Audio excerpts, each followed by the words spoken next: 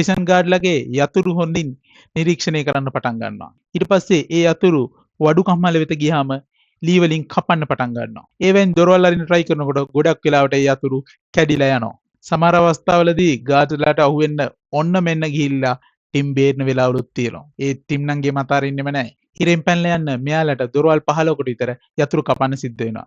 මේ අතරේදී ලෙනාඩ් කියලා තවත් ප්‍රිසනර් කෙනෙකුත් මේ ටීම් එකට එකතු වෙනවා. එක දවසක් ටිම් කී එකක් ටෙස්ට් කරන වෙලාවේදී ඒක බිමට වැටිලා අහුවෙන්න ගිහලා ටිම් නූලෙන් තමයි බේරෙන්නේ. මොවුන්ගේ මේ පැන යාමේ සැලසුම් පිළිබඳ සැකයක් ඇති වෙලා සිටිය බන්ධනාගාර ප්‍රධානියා මොවුන් ගැන නිතර අවධානයෙන් ඉන්නවා. මේ හේතුව හින්දා මේගොල්ලන්ගේ escape plan එක තවත් අමාරු වෙනවා. අවසානයේ පැනලා යන දවස එනවා. පැනලා යන දවසේ රෑ මොවුන් දොරවල් එකින් එක අරගෙන එළියට එනවා. නමුත් අන්තිම දොර මේගොල්ලන්ට අරගන්න බැරි වෙනවා. අන්තිම දොර මේගොල්ලෝ කඩාගෙන එළියට ඇවිල්ලා ගාඩ්ස්ලට අහුවෙන්නේ නැති වෙන්න පබ්ලික් ස්ට්‍රීට් එකට යන්න මෙයාලා සමත් වෙනවා.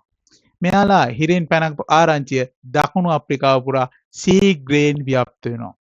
මේ සමගම දකුණු අප්‍රිකාව තුරා මූණ හෙවීමේ මෙහෙයුම් ක්‍රියාත්මක වෙනවා. කොහොම වුණත් මේ තුන්දෙනා රටින් පැනලා ආරක්ෂිතව ලන්ඩනයට යන්නට සමත් වෙනවා. පස්සේ 1991 දී මොවුන්ට පොදු සමාව හමු වෙනවා.